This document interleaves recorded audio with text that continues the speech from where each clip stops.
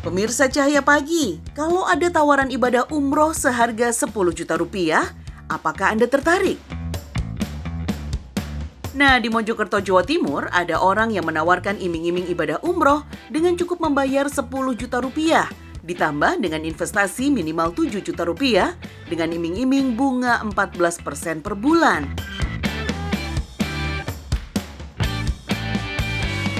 Namanya juga tawaran. Iming-imingnya memang menggiurkan. Selain bisa menunaikan ibadah umroh ke Tanah Suci, juga akan mendapatkan keuntungan uang. Istilahnya, dunia dapat, akhirat pun dapat. Wah, siapa sih yang tidak tergiur dengan tawaran dunia dan akhirat dapat sekaligus seperti ini?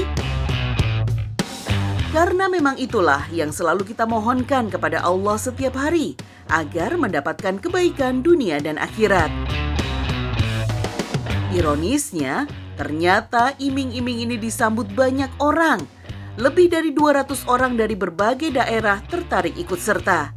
Selain dari Mojokerto, Surabaya, Gresik, bahkan sampai Jawa Barat. Uang yang terkumpul pun mencapai 2 miliar rupiah lebih. Sudah bisa ditebak, ternyata tawaran ini hanyalah akal-akalan saja untuk menipu. Hal ini baru disadari para korban yang kebanyakan ibu-ibu setelah waktu yang dijanjikan untuk berangkat umroh tidak kunjung tiba. Tersangka penipuan pun digelandang ke Polres Mojokerto untuk mempertanggungjawabkan perbuatannya. Ironisnya, tersangka mengaku uang miliaran rupiah itu habis digunakan untuk ikut trading mata uang digital. Modus umroh dan investasi, tersangka kurang lebih bisa menipu 200 orang dan ini tersebar di beberapa kota Surabaya Raya. Namun terakhir kami temukan juga ada korban di Indramayu. Modusnya juga itu masalah umroh dan investasi. Investasi ini jumlahnya sangat tidak wajar keuntungannya, 14% sebulan. Jadi dari keuntungan itu pun seharusnya kita sudah bisa menalar apakah keuntungan itu wajar atau tidak. Nah, dipergunakan untuk apa? Dipergunakan untuk kehidupan sehari-hari dan digunakan untuk trading.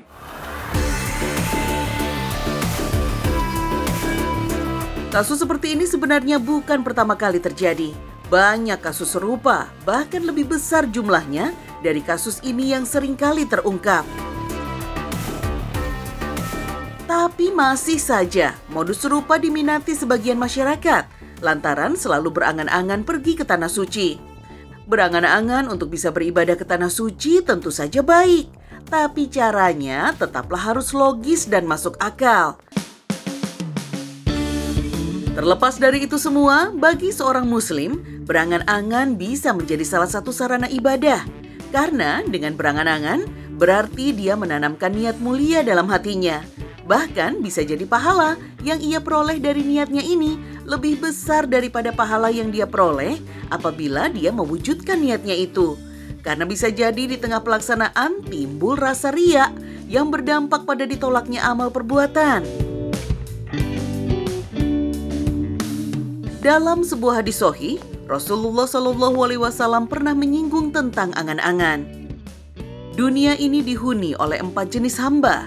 Pertama, hamba yang Allah Ta'ala anugerahi harta dan ilmu, sehingga keduanya menjadi perantara dia untuk bertakwa kepada Allah Ta'ala, menyambung tali silaturahmi, dan ia mengetahui hak-hak Allah Ta'ala. Inilah sebaik-baiknya golongan.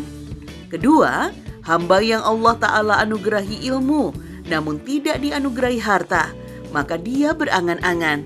Andai saja aku punya harta, tentu aku akan beramal seperti amalannya si fulan, yakni golongan yang pertama. Golongan ini pahalanya sama dengan yang pertama. Yang ketiga, hamba yang Allah Ta'ala anugerahi harta, namun tidak dianugerahi ilmu, maka dia belanjakan hartanya itu seenaknya tanpa ilmu. Ia tidak menggunakannya untuk bertakwa kepada Allah Ta'ala, tidak juga untuk menyambung tali silaturahmi, dan bahkan dia sama sekali tidak tahu hak-hak Allah Ta'ala. Inilah seburuk-buruknya golongan.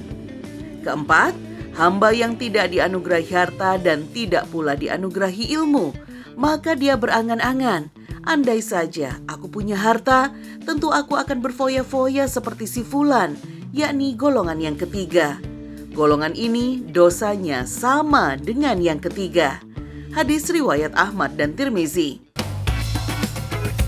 Dari hadis ini kita ketahui bahwasanya seseorang yang mengangan-angankan kebaikan dan dia berazam kuat, seandainya itu terwujud, dia benar-benar melaksanakannya, mendapatkan pahala sebagaimana orang yang telah melaksanakan kebaikan itu.